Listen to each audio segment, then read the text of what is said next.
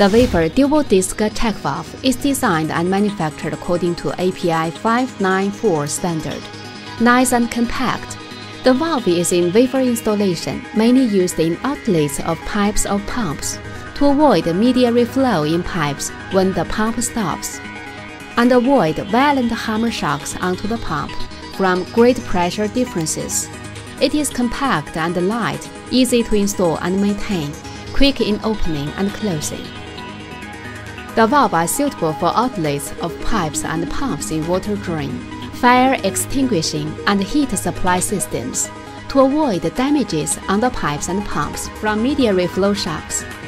The springs assisting in valve place closing are made of carbon steel, stainless steel, or nine-based high-temperature alloy according to actual working conditions or user's requirements.